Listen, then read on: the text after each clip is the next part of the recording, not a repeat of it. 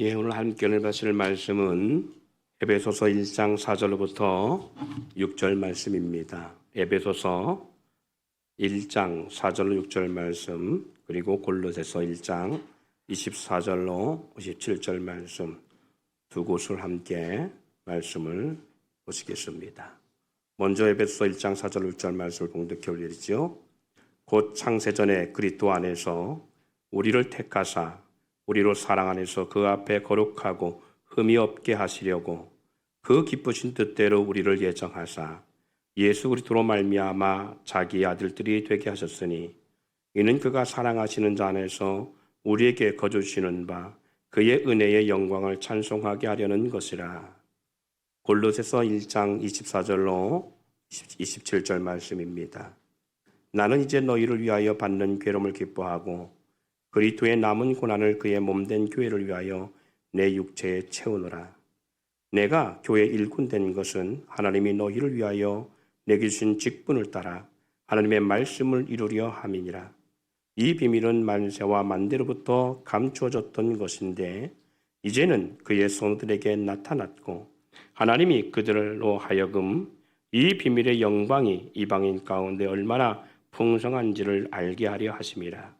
이 비밀은 너희 안에 계신 그리스도니 곧 영광의 소망이니라. 아멘. 한번 좌우에 계신 분들을 한번 이렇게 좀 얼굴 좀 보세요.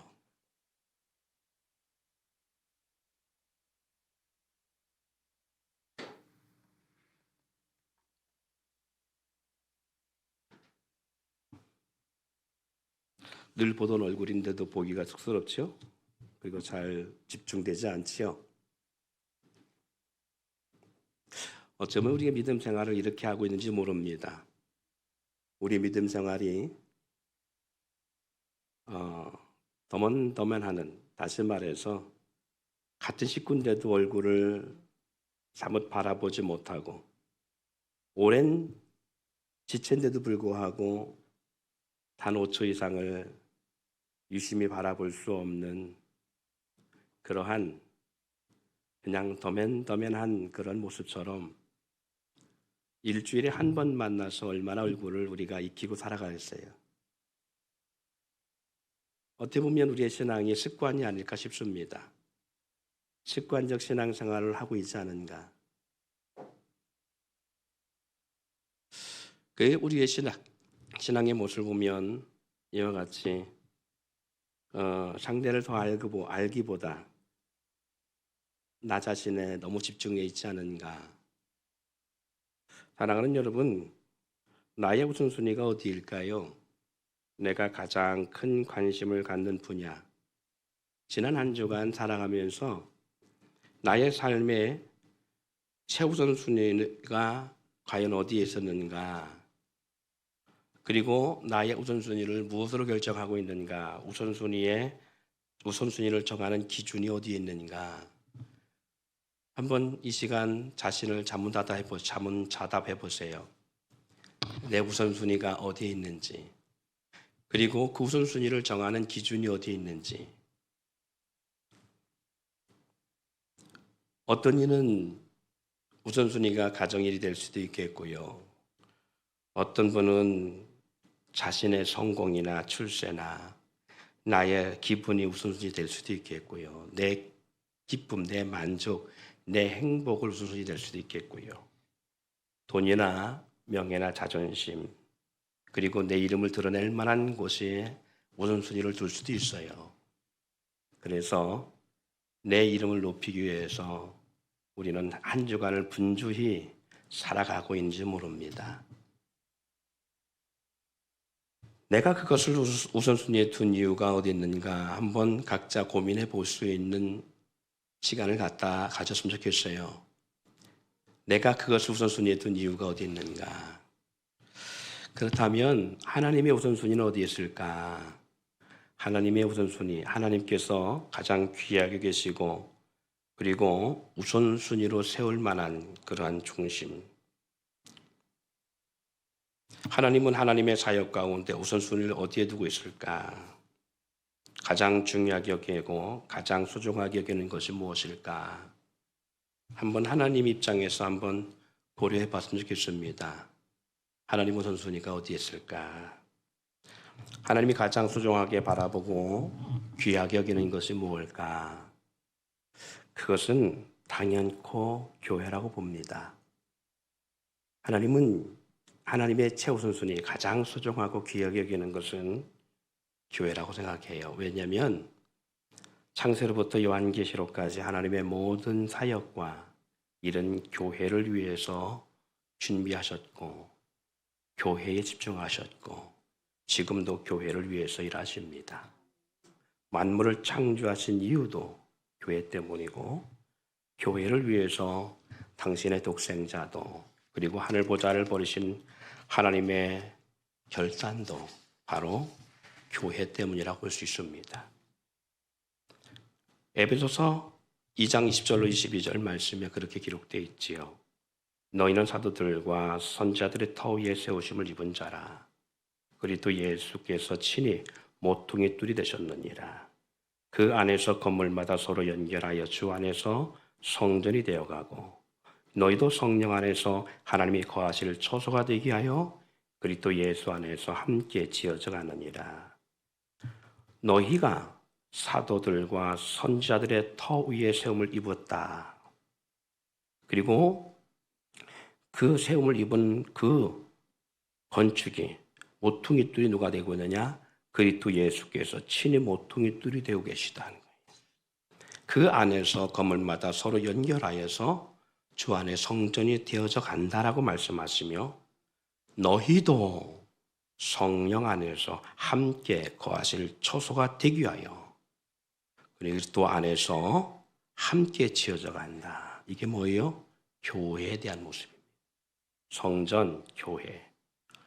교회를 위해서 하나님은 하늘 보좌를 버리셨을 뿐만 아니라 교회를 위해서 당신의 독생자 예수를 십자가에 대속의 역사를 이루셨고 교회를 위해서 2000년 전 오순절 성령을 부어주시는 역사도 이루셨고 지금도 성령 일하심은 교회를 위해서 일하십니다. 하나님은 교회를 위해서 창세전부터 기준 삼으셨고 지금까지도 하나님의 일하심과 역사는 오직 교회 일을 위해서 일하시고 행하신다는 것입니다. 하나님이 얼마나 교회를 사랑하시는지 에베소 말씀 속에 보니까 이렇게 기록하고 있지요. 에베소 1장 4절 6절 말씀에 보니까 곧 창세전에 그리스도 안에서 우리를 택하사 우리로 사랑 안에서 그 앞에 거룩하고 흠이 없게 하시려고 그 기쁘신 뜻대로 우리를 예정하셨다. 그리고 예수로 말미암아 자기의 아들들이 되게 하셨으니 창세전 모든 만물을 창조하기 전에 그리스도 안에서 우리를 택했다. 이 말씀은 누구 한 사람, 나라는 존재를 구원하기 위해서 하나님이 그렇게 하셨다라는 의미도 있지만 더 근본적인 이 말씀의 본질은 교회를 의미합니다. 교회. 교회를 위해서 하나님은 만세전부터 그리스도를 예비하셨다라는 거예요. 그리고 그리스도를 십자가의 대속의 역사를 내어주실 것을 주님은 계획하셨다라는 거예요. 뭘 위해서? 교회를 위해서. 그 교회를 어떻게 하기 위해서? 거룩하고 흠이 없는 교회를 만드시기 위해서 이 일을 하나님 기뻐하셨다는 것입니다. 하나님이 가장 사랑하시고 소중하게 여기는 것이 교회이고 교회를 위해서 창세전부터 지금까지 하나님은 일하기를 쉬지 않고 있다는 거예요. 여러분 교회가 뭐예요? 하나님이 이렇게 교회를 사랑하시고 교회를 위해서 일하시고 교회를 역사하시고 만물을 창조하신 것도 십자가의 대속 역사를 주실 것도 성령을 부어주시는 것도 교회를 위한 것인데 교회가 뭐냐? 교회는 성전이지요. 교회는 아까 읽었습니다만 에베소 2장 2절, 20절, 24, 22절 말씀 읽었습니다마는 성전이고 구원받은 공동체고 주님의 몸된 지체들의 공동체를 교회라고 말합니다. 물론 교회는 1차적인 교회는 우리 몸이요. 우리 모습을 교회라고 말할 수 있어요. 그러나 과연 나 하나의 몸이 교회로서의 온전한 것인가? 아닙니다. 나 하나의 몸이 온전한 교회가 될 수 없어요. 분명한 것은 우리가 교회가 우리 몸을 주님 교회 삼으셨는데 나 하나로서 교회가 온전하게 되어줄 수 있는 게 아닙니다. 그래서 뭐라느냐? 사도들과 선지자들의 터 위에 세우심을 입었다라고 말씀하고 있는 거예요. 고린도전서 3장 16절 17절 말씀 같이 한번 읽어볼까요? 시작. 너희는 너희가 하나님의 성전인 것과 하나님의 성령이 너희 안에 계시는 것을 알지 못하느냐. 누구든지 하나님의 성전을 더럽히면 하나님이 그 사람을 멸하시리라.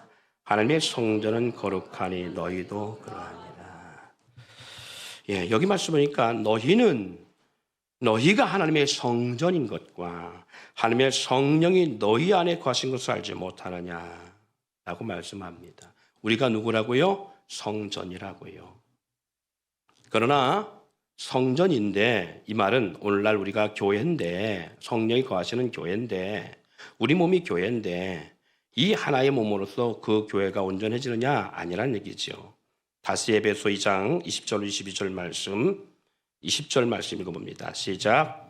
너희는 사도들과 선지자들의 터 위에 세우심을 입은 자라. 그리스도 예수께서 친히 모퉁이 뚫이 되셨느니라. 자, 거기 말씀 중에 뭐라 했어요? 너희가 어떻게 세워졌다? 사도들과 선지자들의 터 위에 세움을 입은 자라는 거예요. 누가? 너희가. 여기가 너희라 할 때 너가라는 말 써요. 너희가라는 복수를 쓰고 있어요. 너희가. 네가라고 말하지 않습니다. 너희가. 너희라는 얘기는 공동체, 그룹을 말하지요. 연합된 그룹 공동체를 말합니다. 너희가, 이 말은 교회가 어떻게 되었다는 거예요? 교회는 사도들과 선지자들의 터 위에 세움을 입은 존재다라는 거예요. 할렐루야. 사도들이 없으면 뭐가 있을 수 없다? 교회 공동체가 일어날 수 없다는 거예요. 선지자들이 없었다면 일어날 수 없다는 것입니다. 그리고 그리스도께서 친히 모퉁이 뚫이 되셨다. 예수 그리스도가 없으면 존재할 수 없는 게 뭐다? 교회라는 거예요. 그래서 그 안에서 건물마다 서로 연결하여 주 안에서 성전이 되어가듯이 건물마다 연결하여 성전이 되어가듯이 너희도 성령 안에서 함께 거하실 처소가 되게 해요. 지어져 간다라는 거예요. 누구 안에서? 그리스도 안에서 함께 지어져 간다. 그러니까 한 사람이 성전이고 교회라고 말할 수 있지만 그것이 온전한 교회가 될 수 있다 없다? 없다라는 거예요. 지어져 갈 때 온전한 교회가 될 수 있다는 거예요. 자, 사랑하는 여러분, 제가 질문 하나 해볼게요. 여러분, 교회가 없으면 어떻게 될까요? 교회라는 대국 공동체가 없으면 여러분 어떻게 될까요? 좋지요, 목사님. 예배 안 드리고 그리고 주일마다 교회 안 와도 되고 좋죠. 그냥 그게 끝나요? 그렇게 끝날까요? 대굴 공동체가 없다라는 것을 한번 전제해 봅시다. 없으면 각자 예배할 수 있습니다. 누구처럼? 가나안 신자처럼 지금 100만이 넘는다고 그래요. 가나안 신자가 지금 한국교회. 가나안 신자처럼 그냥 각자 집에서 편한 대로 예배할 수 있어요.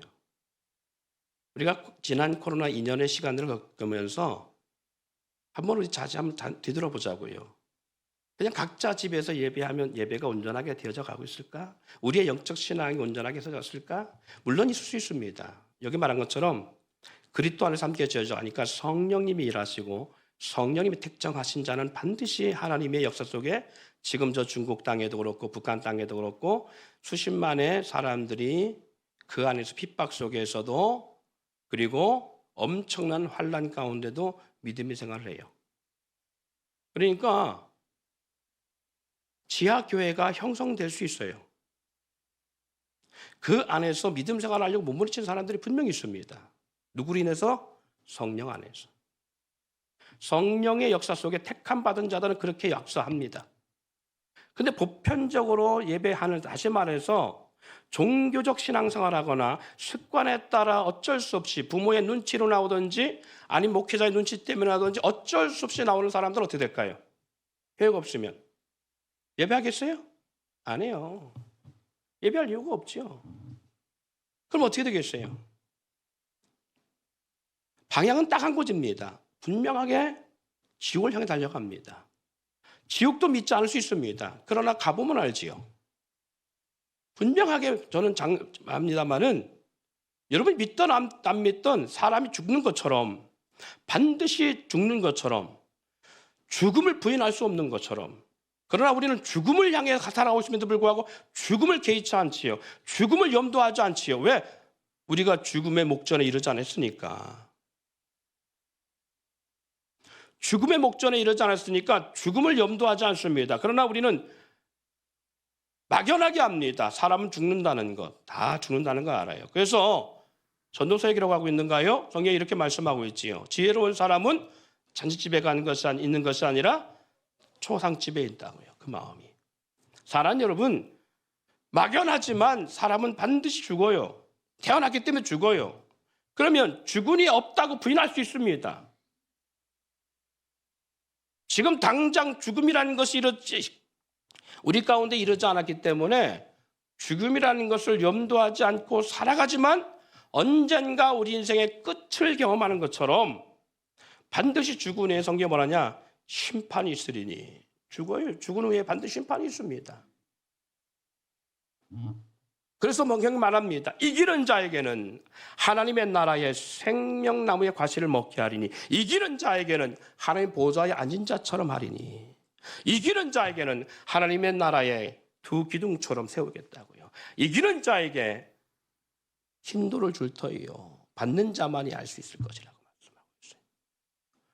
그 말인즉 준비된 자 그리고 그것을 믿던 안 믿던 두려움 가운데 하나님 안에서 온전한 믿음을 향하여서 살아가는 사람들 막연하게 천국과 지옥에 대한 개념을 갖고 살아간다 할지라도 어떤 사람은 내세의 소망을 가지고 이 땅에서 정말 사도 바울처럼 나의 달려갈 길과 주 예수께 받은 사명 하나님의 복음을 증거한 일을 마치라면 나의 생명을 조금도 귀한 것으로 여기지 아니하겠다라는 그러한 일사각오의 신앙처럼 살아가는 사람은 이기는 자가 되어서 그 역사를 누릴 수 있지만 그러나 종교생활 하듯이 막연하게 준비하지 않는 어리석은 다윗처럼 준비되지 않은 삶을 살아가는 자에게는 반드시 생각지 않은 때에 도적이 오듯이 주님 오시는 날 아니 내가 그 앞에 서는 날이 됐을 때에 우리는 지옥 갈 수밖에 없어요. 그러면 한번 교회라는 공동체가 없다라는 것은 곧 뭘 말할까? 교회 공동체가 없다라는 것은 우리의 삶의 현실 가운데서는 되게 비참한 것일 수 있습니다. 예배할 수 없다라는 것은 아주 비참한 현실과 직면할 수 있습니다. 그래서 교회 공동체가 없다면 우리의 삶의 역사는 엄청나게 바뀝니다. 예를 들어서 대전 백석교회가 문을 닫았다라고 생각해 보세요. 여러분 신앙생활 할 수 있다니 각자 어디서든지 다른 교회 갈 수도 있고 할 수 있어요. 뿌리가 있어요 없어요? 뿌리는 사라집니다.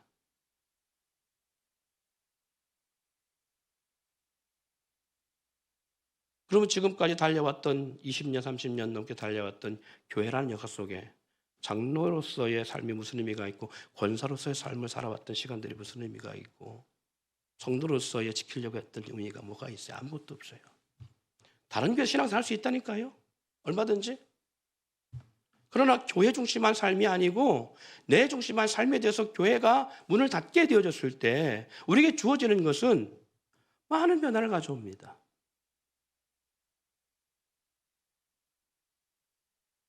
그래서 많은 교회들은 하나님의 교회지만 이 교회 저 교회 하나님이 역사하는 교회지만 내가 다니는 교회, 내가 섬기는 교회, 내가 그동안 신앙생활 했던 교회를 지키기 위해서 몸부림치는 거예요. 몸부림치는 거예요. 그들의 한 주간의 삶은 교회를 중심한 삶을 사는 거예요. 왜? 내 뿌리가 사라질 수 있으니까. 여러분 지금 산부인과들이 많이 문을 닫고 있습니다. 그 말인즉슨 우리 딸 같은 경우도 가양산부인과에서 태어났어요. 그리고 둘째 같은 경우는 현대사무국에 태어났는데 두고 다 문 닫았어요. 뭐가 없었어요? 태어난 고향이 없어진 거예요. 옛날처럼 집에서 태어났으면 그냥 집에서 태어났으면 뭐 그 집이 어쨌거나 있으니까. 근데 지금은 그 고향이 사라지. 근데 그것만이 아니라 지금 동네가 사라지고 있어요. 어떻게 보면 지역이 사라지고 있어요. 심지어는 다니는 학교가 사라지기도 합니다. 내가 다니던 초등학교가 사라지기도 하고 중학교가 사라지기도 하고 대학이 하루아침에 문 닫기도 하고 앞으로 우리나라 대학에 많은 대학들이 문 닫습니다. 닫다 보면 뭐가 없어져요? 내가 다녔던 역사가 사라져 버리는 거예요.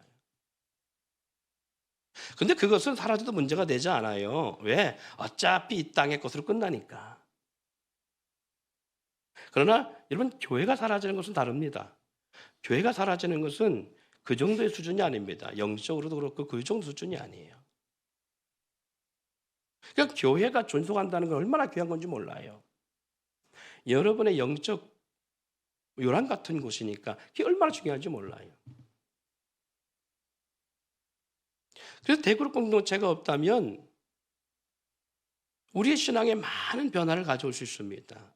아까도 말씀드렸지만 예배할 수 있습니다. 다른 교회 나가면 예배하면 되니까요. 그러나 뭐가 없어져요? 뿌리가 사라져 버리는 거잖아요. 그리고 역사가 사라지는 거예요. 더 나아가서 하나님이 이 교회와 함께 주셨던 비전이 사라져 버리는 거예요. 많은 변화를 갈 수 있습니다. 그리고 사라졌을 때에 예배 장소만 사라지는 게 아니잖아요. 지체가 사라져 버리는 거잖아요. 각자 지체들이 다 흩어지는 것들이 있잖아요. 지체가 사라진다는 얘기는 영적으로 나를 위해 기도할 수 있는 대상, 그리고 내가 기도할 수 있는 지체들이 소멸되는 거예요.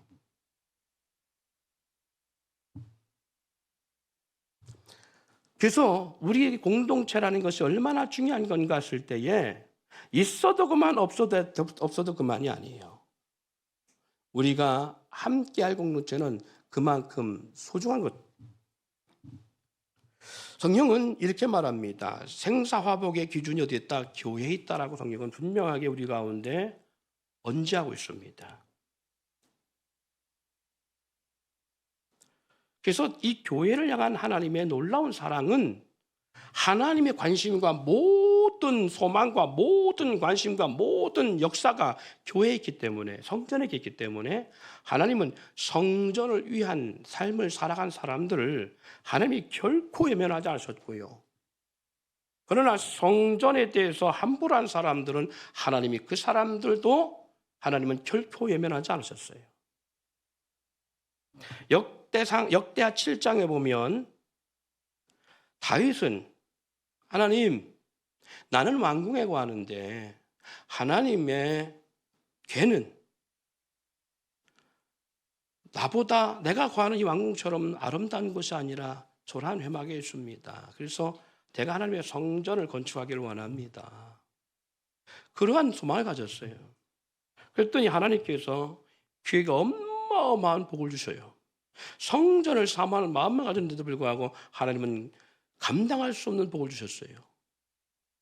내가 언제 너한테 성전을 지라고 요청한 적이 있냐? 내가 언제 너가 왕궁에 거한 것에 대해서 다탄 적이 있느냐?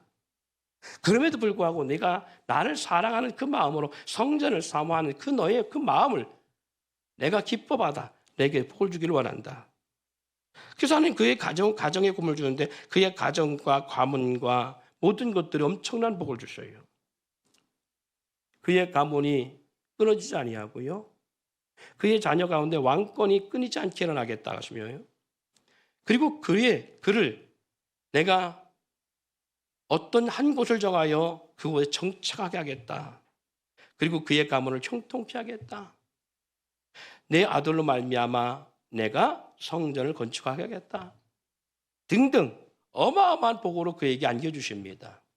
그리고 가장 중요한 가운데 내가 사울은 왕권을 패하여 그에게 왕권을 빼앗고 패했지만 너의 자녀 가운데 너의 후손 가운데는 그렇게 하지 않고 그리고 주종 관계가 아닌 아버지와 아들의 관계로 내가 대하겠다라는 말씀하셔요. 성전을 사모하는 것 때문에.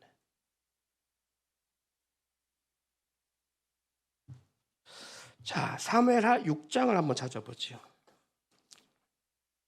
사무엘하 6장 3절로 4절 말씀.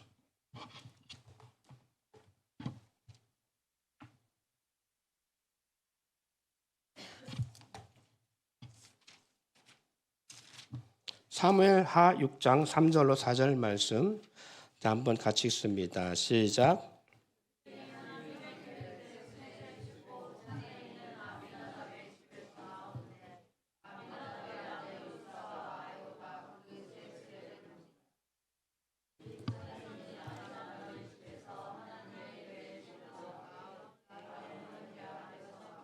6절, 7절.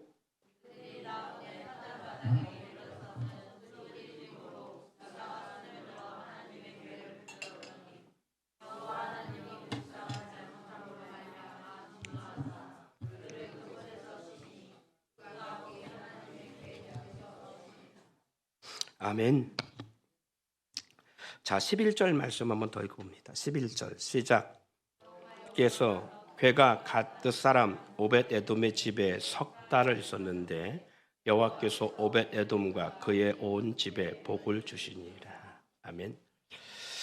예, 마지막 사사 시대에 엘리 제사장 시대 때 블레셋과 이스라엘이 전쟁이 터집니다. 근데 전쟁에서 점점 이스라엘이 패하여 가는 역사가 일어납니다. 그것은 성경이 이렇게 말합니다. 그들이 죄악에 깊었기 때문에 하나님을 떠나고 그리고 우상을 숭배하고 온전한 예배자가 되지 못하고 여호와를 찾지 아니함을 통해서 전쟁 가운데 이스라엘이 전쟁을 일으키시고 전쟁 가운데 이스라엘을 패하게 만드시는데 다급했던 이 전쟁에 점점 패해지니까 다급했던 엘리의 두 아들이 예전에 여호수아가 약속의 땅 가나안에 들어갈 때에 법궤를 메고 요단강을 밟았더니 요단강물이 물러서고 법궤를 메고 여리고성을 돌았더니 여리고성이 무너지고 법궤를 메고 가는 곳마다 역사가 일어났어요. 승리 역사가 일어났어요. 이런 역사들을 알고 있기 때문에 이 엘리의 두 아들이 다급한 마음에 희망에 있는 법궤를 메고 나갑니다. 전쟁에. 근데 보기 좋게 전쟁에서 법궤를 빼앗깁니다. 그리고 이 두 아들이 죽습니다. 그리고 전쟁은 완전히 블레셋 군대의 편이 되어버렸어요. 승리가. 빼앗긴 이 법궤가 블레셋 땅에 거하면서 법궤를 메고 전쟁에 나갔을 때는 법궤가 아무 능력도 행하지 않냐고 전쟁에 패하고 중요한 엘리의 두 아들은 죽게 되어지고 막 이런 역사들이 일어났는데 이 법궤가 이방 땅 블레셋 땅에 있을 때는 놀라운 역사가 일어나요. 그들이 섬기는 신상들이 부서지고 막 난리가 나요. 그래서 법궤를 다시 보냅니다. 어디로? 이스라엘로. 그래서 이스라엘 보내서 법궤가 어디에 거하느냐, 어디에 있었게 되느냐, 어떻게 되느냐 우리가 읽었습니다마는 어디에 있었다고 그래요? 아비나답의 집에 있게 되어집니다. 십수년 동안 있었어요. 법궤가 다윗 왕궁에 들어오기 전까지 십수년 동안 있었어요. 그런데 이 가정이 복받았다는 내용이 전혀 없습니다.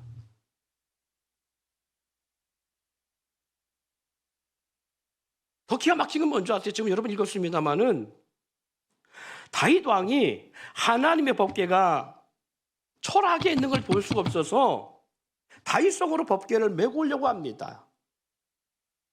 그래서 찬양단을 조직하고 법궤를 이 다윗성으로 옮기려는 과정 속에 있는데 이 아비나답의 집에서 법궤를 옮기고 있는 과정 속에 어떤 일이 벌어지냐면 아비나답의 아들이 죽어요. 법궤를 옮기는 과정 속에. 우사라는 아들이 죽어요. 여기 읽었습니다만 죽게 된 이유가 뭐예요? 하나님의 궤를 싣고 나올 때 아효는 궤 앞에 가고 그들이 나곤 타장마장 일어서는 소들이 띠므로 우사가 손을 들어 하나님의 궤를 붙들었더니 왜 붙들어? 그렇죠. 궤에서 이 술에서 떨어지려고 하니까 붙들었단 말이에요. 이게 뭐가 문제야? 법궤가 떨어져 뒹굴어서 부서지는 게 나아요. 잡아서 법궤가 땅바닥에 떨어지지 않는 게 나아요.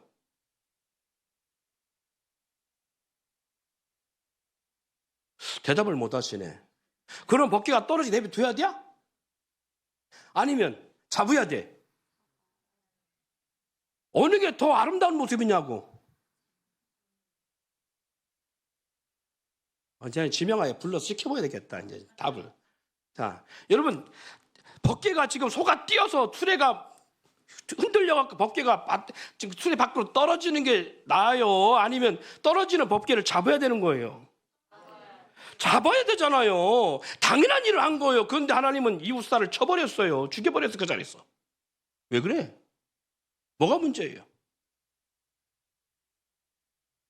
어떻게 알아요? 법궤를 매야 되는 걸. 근데 왜 매야 되는 거? 수레에 실는 게 훨씬 좋은 거 아니에요? 요즘 말로 하면 차에다 싣고 가는 건데. 더구나 새 차 아니야. 새로 산 차인데. 새로 산 차잖아요. 차에다 싣고 가는 거 같은 건데. 메고 가는 거와 차에 싣고 가는 뭔 차이가 있는 거예요?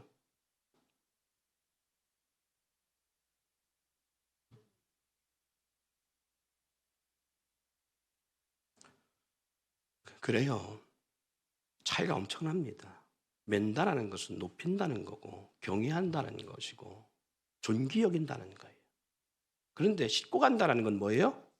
짐짝 취급했다는 거예요. 법궤를 짐처럼 생각했다는 거예요.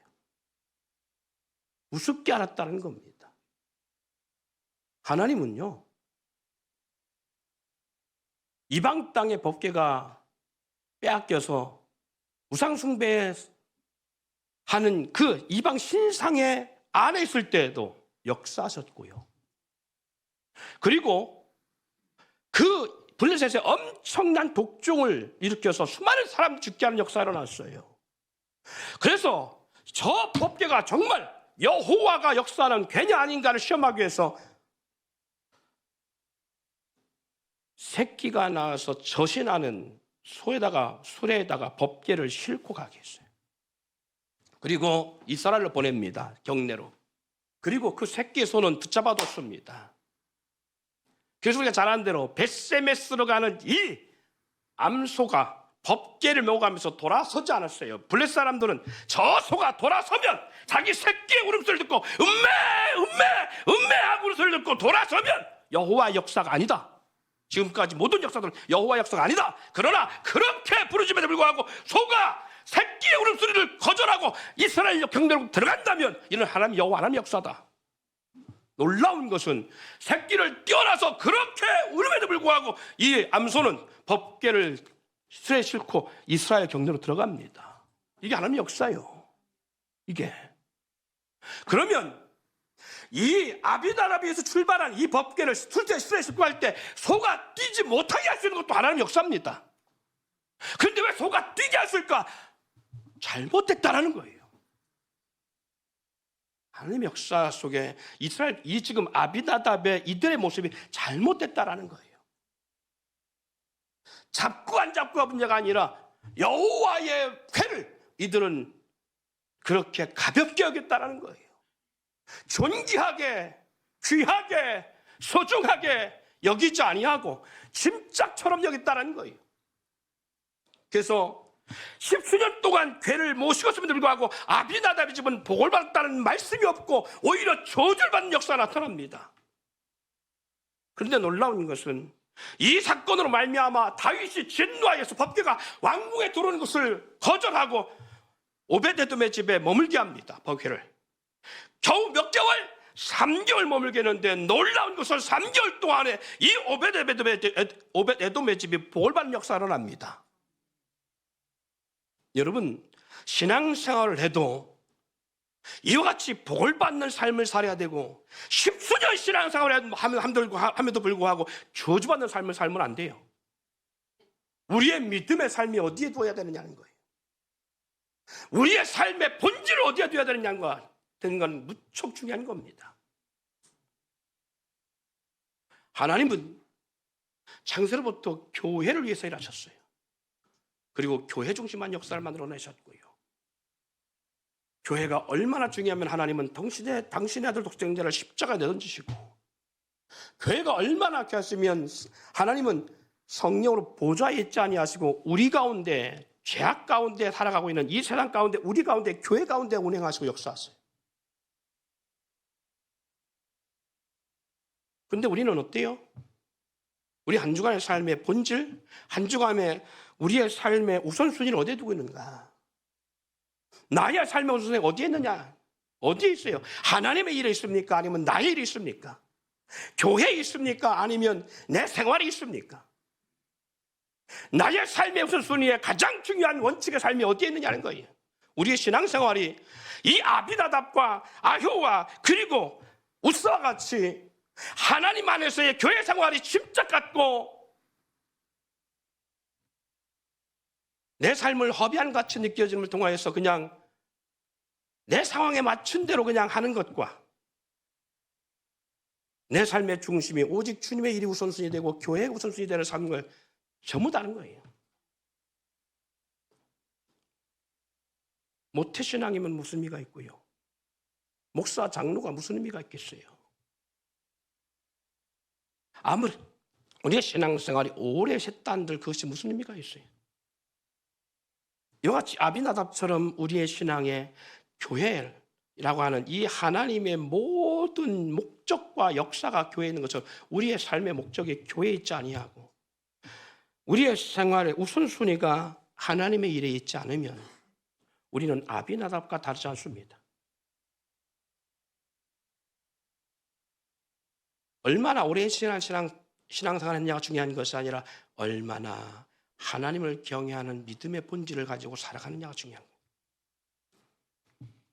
조금 전에도 사사의 마지막 사사 엘리의 역사를 말씀했습니다마는 이 두 가문의 차이로 인해 이와 같은 놀라운 역사의 반전의 모습처럼 마지막 사사 시대의 마지막 사사였던 엘리의 가문의 몰락도 다르지 않았습니다. 엘리의 가문이 대제사장의 가문으로서 사사로서 존귀한 가문이고 가정이었음에도 불구하고 오히려 그는 사사가 되어지고 존귀한 대제사장의 반열에 스물어 이 받을 귀의 역사를 그 능력, 그 축복 역사를 누리지 못합니다. 왜? 이 엘리의 가문의 두 아들 흠냐 비나스인가요? 이 두 아들이 어떻게 되어져요? 성전에서 수종드는 여인들과 동침하고 하나님 앞에 드려야 될 제물을 자기들이 가장 좋은 것을 취하고 하나님의 성전에서 여호와를 경외하는 삶을 살지 아니하고 악용하는 삶을 살아요. 그래서 하나님은 이 가문을 멸하시로 작정하셨습니다.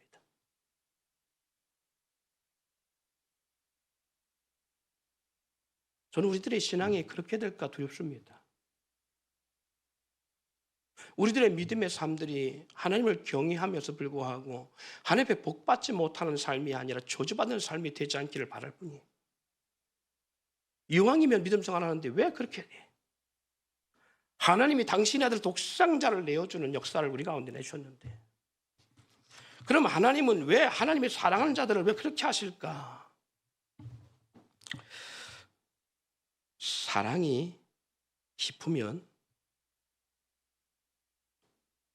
뭐가 되냐면 집착이 되고요. 집착이 강하면 미움으로 바뀝니다. 그리고 원망이 되어집니다. 무슨 의미인가 아세요? 하나님 우리를 얼마나 사랑했으면 질투하기까지 사랑하세요. 근데 그 사랑에 우리가 못 미치잖아요. 보세요. 질투하기까지 사랑하신 하나님의 역사인데 당신의 아들, 가장 사랑하는 아들마저도 내어주시는 사랑이었어요. 우리를 향한 하나님의 사랑은 그렇게 커요. 그런데 우리는 그 하나님의 사랑을 헌신짝 버리듯 버리잖아요. 그럼 하나님은 우리를 향한 그 사랑에 너무 지독하게 강함으로 말미암아 우리를 용납하시다 어떻게 하세요? 하나님은 분노로 바뀌십니다. 이게 우리를 향한만이 아니라 이스라엘 백성을 향해서 그랬어요. 선민 이스라엘 백성들이 하나님이 이스라엘 백성에게 주신 그 엄청난 사랑, 퍼펙트포스 같은 그 사랑을 무수하게 보여줬는데 근데 저들은 그 사랑을 저버리고 살아갑니다. 하나님이 그들을 선민이라고 할 만큼 사랑했어요. 택한 백성의 왕같은 제사장같이 삼으셨고 그리고 모든 민족이 그 이스라엘 백성을 말미암아 사는 역사를 만들어졌어요. 그래서 여호와의 백성 삼으셨습니다. 그 성경 이렇게 예수님은 하나님의 사랑을 이렇게 표현합니다. I'm 파기 날개 아래 그 새끼를 모음처럼 내가 너희들을 모은 날이 얼마나 되느냐? 몇 날이냐?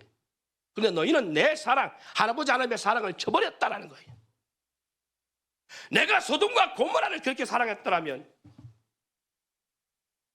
저들은 절대 심판받지 않을 거라는 거예요. 근데 내 백성은 그렇게 사랑하고 그렇게 품었는데 불구하고 너희는 나를 떠났다는 거예요. 말라기 서열을 보세요. 하나님의 사랑이 얼마나 이사야나 말라기나 이 선지시대 때 보면 얼마나 사랑했으면 하나님이 그들을 향한 사랑이 분노로 바뀝니다. 누가 제발 내 문 좀 닫아다오. 저들이 내 마당을 밟을까? 내 마음이 괴롭다. 내가 저들을 진노하기를 원한다. 내가 저들을 심판하기를 원한다. 막 이렇게 하나님께서는 이스라엘 백성에서 막 진노에 가까운 말씀을 하십니다. 그런데 놀라운 것은 그럼에도 불구하고 하나님은 이렇게 표현합니다. 돌아오라! 오라! 너희가 오면 너희들가 아무리 지름같이 불고 돌아올지라도 내가 양털같이 눈같이 휘게 할 것이다. 아버지의 사랑 같은 게 하나님의 사랑이 그 안에 있어요. 자식이 늦게 들어오잖아요. 들어올 시간에 들어오지 않고 그러면 아버지는 걱정합니다. 그리고 걱정을 넘어서 화를 냅니다. 이놈 자식 들어오기만 해 봐라. 내가 다리 몽둥이를 뚝 부른다고. 대체 어디냐고. 막 아내한테 막 남편이 있으니까 막 아내한테 퍼붓습니다. 에? 어디래?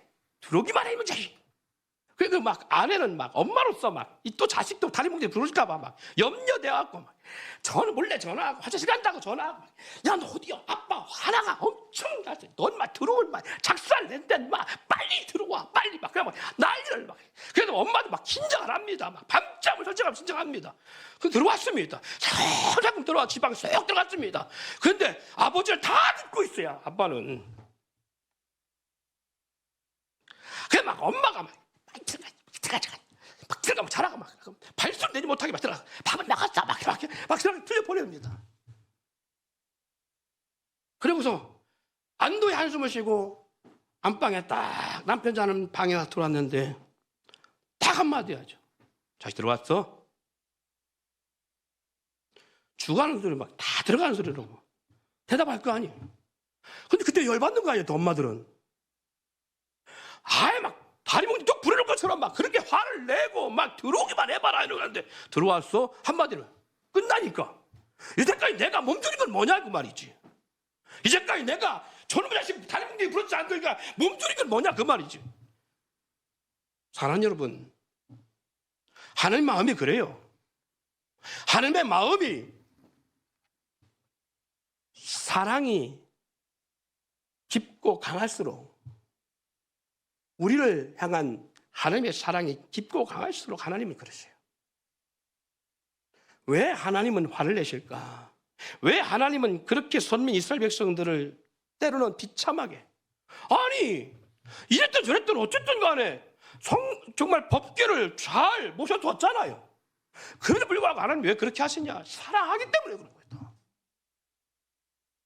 그 사랑의 가치를 모르니까 그 존귀 가치를 모르니까 그 위험의 가치를 모르니까 그 하나님의 은혜 가치를 상실해버렸으니까 하나님은 이 세상을 심판할 때 안 믿는 사람을 심판하는 게 아니라 믿는 사람을 심판하십니다. 왜? 사랑하니까. 그런데 너무 사랑하는데 그 사랑이 못 미치니까 그 사랑을 느끼지 못하니까 그 사랑을 헌시장처럼 버려버리니까 더 사랑하는 데에 깊이 사랑하는 데에 말할 수 없는 그 엄청난 사랑을 갖고 있는 데에 그 사랑을 자장가 바꿔버리니까 알기를 우습게 하니까. 그래서 하나님은 오래 참지만 때로는 진노하십니다.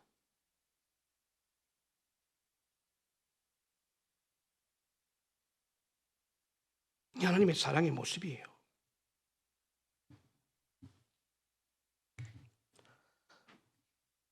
그래서 여호와의 법궤를 어떻게 겨누는가 하는 것이냐. 성전과 성물은 하나님의 역사와 임재를 상징하기 때문에 법궤를 함부로 한다는 것은 하나님을 함부로 한다고 하는 것으로 하나님은 그렇게 여기신다는 거예요.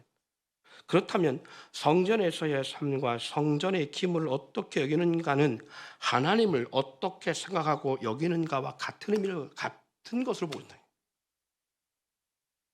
하나님을 사랑한다는데 법궤를 귀하게 여기잖아요. 그러면 나를 사랑하는 게 아니야, 저들은.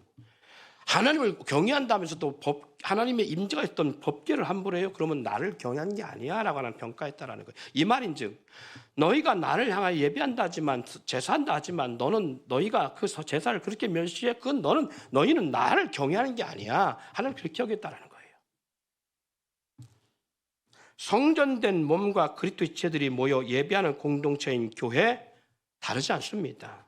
예배를 위해 얼마나 귀중하게 여기는지, 몸된 지체로서 얼마나 사랑하는지, 아니면 헌신짝처럼 여기는가에 대해서 우리가 주님을 얼마나 사랑하고 귀하게 여기는지를 평가하십니다. 하나님을 사랑한다면서도 교회 공동체를 사랑하지 않아요? 교회 공동체 예배를 우리가 귀하게 여기지 않아요? 그러면 하나님을 사랑한다는 것은 개뻥으로 하나님을 아실 수 있다는 얘기예요. 왜? 하나님이 어디 계시니까? 하나님은 법궤에 계셨던 것처럼 하나님은 우리 가운데 계시니까. 우리 가운데 계신 하나님에 대해서 우리가 그렇게 귀하게 여기잖아요. 우선순위를 두잖아요. 그럼 나도 너희 가운데. 그래서 주님은 이런 표현을 했잖아요. 너희가 이 세상에서 나를 모른다면 나도 천군천사 앞에서 너희를, 하나님의 보좌 앞에서 그리고 천군천사들 앞에서 나도 너희를 모른다리라. 이 말인즉 뭐예요? 하나님을 귀하게 여기면 하나님도 귀하게 여기지만 하나님을 귀하게 여기지 않으면 나도 너희를 귀하게 여기지 않을 것이다. 그 말씀은 같은 의미예요. 근데 하나님을 귀하게 여긴다는 게 뭘로 표현하고 뭘로 알 수 있어요? 하나님이 보실 때 하나님의 성전을 귀하게 여느냐, 하나님의 제사를 귀하게 여느냐. 구약에 그런 것처럼 신약에 와서 오늘날 교회 가운데 마찬가지예요. 피로 산 교회를 얼마나 귀하게 여기느냐, 주의 몸된 지체된 공동체를 얼마나 귀하게 여기느냐, 우선순위를 어디에 두었느냐, 교회를 위해서 너희가 얼마나 헌신하고 살아가느냐에 따라서 하나님을 경외하는가 아닌가를 하나님은 거기서 그걸로 갖다 견주신다는 거예요. 성전이 그렇게 중요하기 때문에 때로는 성전이 우상이 되어지기도 하고요. 그리고 성전이 파괴되어지기도 하고 하는 역사들이 나타나요. 사단은 그래서 성전을 할 수 있는 대로 무너뜨리려고 하고 성전이 오염되기를 원하고 성전이 변질되기를 원하는 게 사단의 전략이고요. 하나님은 그런 성전이 더욱 존귀하게 되기를 원하시는 거예요. 다시 말해서 우리 공동체를 그리고 함께 예배하는 지체들의 몸된 공동체들이 변질되기를 원하고 타락하기를 원하고 하나님 온전히 경외하지 못하게 만들고자 하는 게 사단의 전략이라면, 그리고 사단의 공격 대상이라면 하나님은 주님 안에서 성령을 통해서 교회가 더욱 뜨거워지기를 원하고 교회가 온전히 세워지기를 원하고 교회 공동체가 연합되어지기를 원하고 합력하여 선을 이루기를 원하시는 것, 이게 하나님의 놀라운 역사입니다. 하나님을 사랑한다고 하나님을 경외하고 하나님의 은혜를 안다면서 이 하나님의 몸된 핏값 세운 교회를 소리한다는 것, 이것은 어불성설입니다. 안 맞는 거예요. 그래서 성경은 요한일서의 말 이렇게 말씀하잖아요. 하나님을 사랑한다 하면서도 형제를 미워하는 것은 거짓말하는 것이라고요. 여러분, 교회 안에서 우리가 더 주님의 몸된 지체로서 하나님의 일이 우선순위 되어짐을 통하여 우리 인생이 이왕이면 오벳 에돔의 복을 누리고 다윗처럼 성전을 사랑하는 그 사모함을 통하여 다윗처럼 세상에 그 누구도 줄 수 없는 그 엄청난 복된 역사들을 누려갈 수 있기를 주님으로 축원드립니다.